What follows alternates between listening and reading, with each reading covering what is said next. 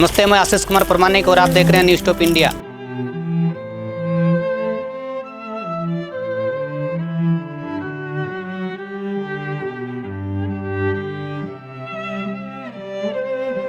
जो हम रिपोर्टिंग करते हैं वो रिपोर्टिंग आज देवेंद्र नाथ जी करेंगे। देवेंद्र जी, आज आपका रिपोर्टिंग का बारी है। आज इस इधर की समस्या जिस तरीके से जो हो रहा है, चूँकि जंगली हाथियों का इस क्षेत्र में आतंक है और काफ़ी भयंकर स्थिति में देखा जा रहा है, तो आज हमारा सहयोग आप करेंगे। मैं देवेंद्र नाथ महतो, आप सभी देख रहे हैं न्यूज़ टॉप इंडिया। और आज जो हम लोग खड़े हैं ये रांची जिला के राहे प्रखंड के सुदूरवर्ती क्षेत्र के कापीडी गांव में।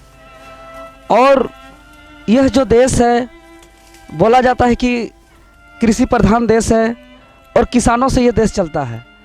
और किसानों के हित में लोग बड़े बड़े बातें भी करते हैं और किसानों पे और गांव के लोगों पे एक बहुत बड़ा आरोप भी लगता है। सुनते होंगे अक्सर बड़े लोगों के द्वारा कि गांव का आदमी को काम नहीं है करने का, कि इधर उधर बैठ के घूमता है, इधर उधर बैठ के ताश खेलता है, तो या तो बैठक ही करके समय का बर्बाद करता है।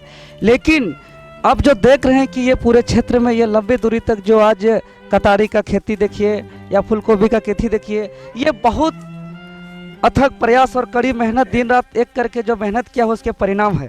लेकिन इस किसान का जो दर्द है, इस किसान का जो समस्या है कि एक एक सेकेंड अपने शरीर का एक एक खून, जीवन का एक एक कतरा अपना लगा दिए हैं और एक मेहनत करके साल भर में एक खेती तैयार किए हैं।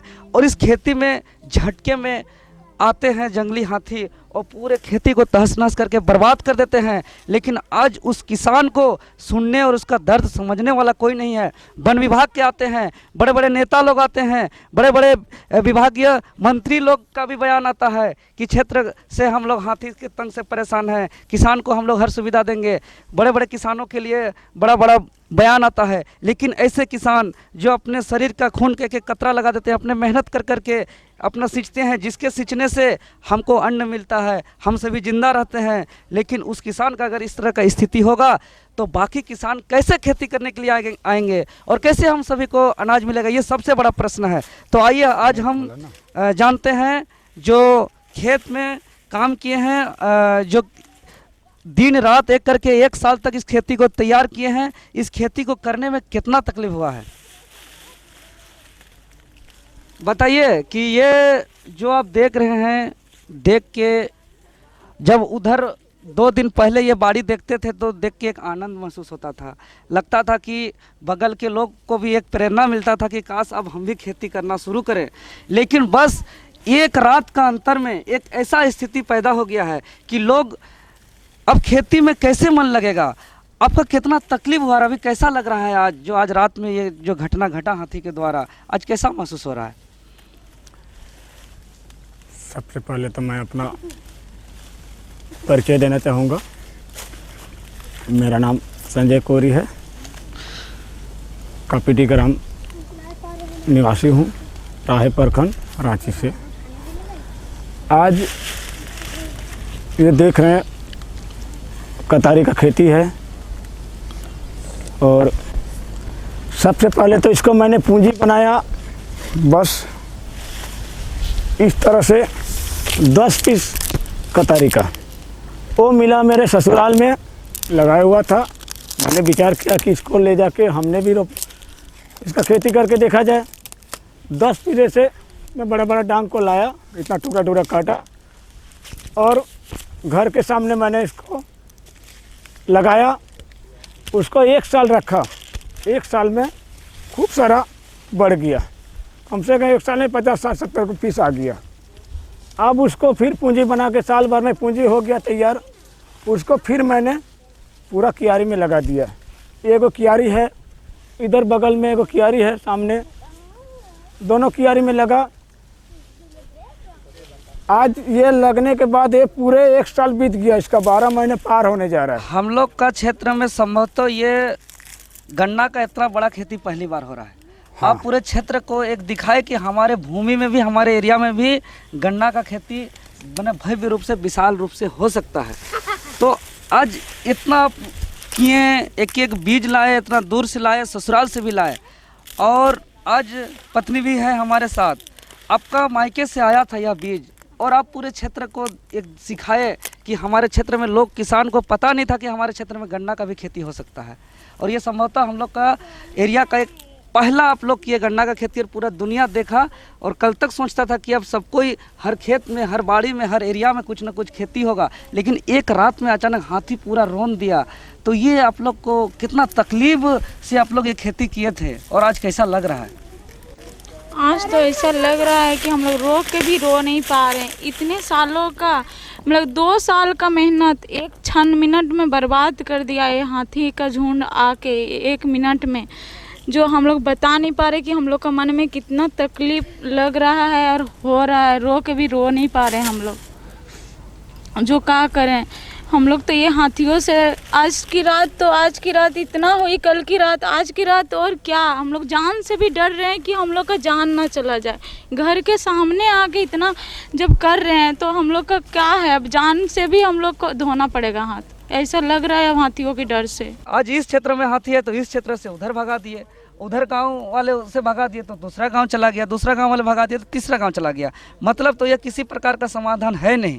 तो आपको क्या लगता है कि इसमें मैंने एक अस्थायी समाधान, जिससे किसान अपना जो खेती है, जिससे हमारा जीवन यापन चलता है, वो निडर पूर्वक अपना आगे का उन्नति के लिए, अपना बच्चों का पढ़ाई के लिए जो खेती चल रहा था वो निरंतर चले, इसके लिए क्या मैंने आप सुझाव दे सकते हैं?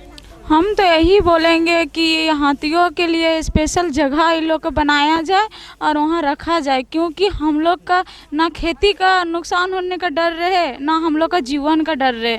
हम तो यही बोलेंगे कि आज जो हो रहा है वो कल ना हो, कल हम लोग को जीने का और मतलब कि सब कुछ सोचने का अच्छे से मौका मिले, और हम लोग का जीवन को भी शांति मिले। हर दिन पल पल मतलब रो रो के और डर डर के हम लोग जीना नहीं चाहते हैं।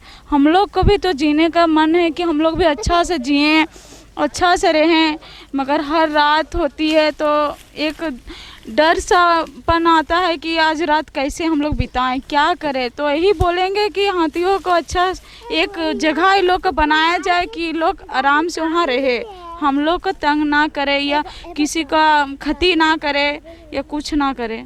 जी, इन्होंने कहे कि एगो निडर से जी पाए हम लोग।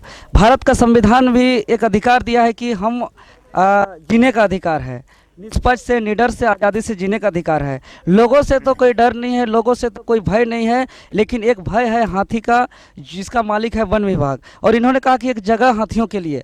हाँ, एक किसान है हम लोग, और एक किसान जो गाय बैलों का मालिक होता है, और वो किसान अपने गाय बैलों के लिए जिस प्रकार रहने के लिए, गोहाल खाने के लिए घास, पुआल और पीने के लिए पानी का प्रबंध करता है, तब जाके वो दूसरों का क्षति नहीं करता है। उसी प्रकार हाथियों का मालिक वन विभाग, झारखंड सरकार को भी ये करना चाहिए कि उनका मालिक वो है तो उनका संपत्ति के लिए, रहने के लिए एक विशेष जगह, उसको खाने के लिए, उसको पीने के लिए हर चीज़ का प्रबंध करेगा तो शायद इतना नुकसान नहीं होगा।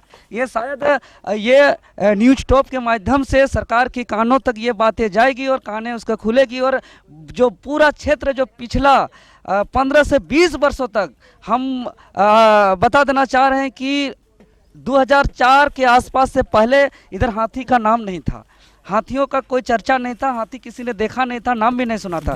लेकिन पिछला 15-20 वर्षों से जो हाथी का आतंक बढ़ा है, जिससे जो दहशत हुआ है, जैसे कि अभी वन विभाग के लोग आएंगे, आश्वासन देके जाएंगे, ये जो कतारी का जो नुकसान हुआ है इसका तो उन लोग दे देंगे, लेकिन अगर घर के आंगन में आते हैं, रात भर हाथी रहता है, और रात भर जो उन्होंने आवाज़ देता है, दहशत करता है कि हम शायद निकल जाएं, रात में शायद हम लोग को आंगन भी निकलने का मन करता है, वॉशरूम भी जाने का मन करता है, तो हम लोग रात भर जो है उसी स्थिति में बने रहते हैं। ऐसा भय और डर की स्थिति में रहता है। क्या उपाय है? इतना सारा आप लोग देखिए रहे, नुकसान हो गया है। इसमें जो मेरा परिवार चलता, इसमें से इन बच्चों का अब जैसे पढ़ाते, शिक्षा देते, इन लोग का खाना है, इन लोग का किताब है, इन लोग का कॉपी है, इन लोग का पेन है, इन लोग का पूरा अब कैसे होगा आपका? और आप क्या आपका और आय का, आर्थिक का, और तो यही आपका, आप तो किसान खेती ही करते हैं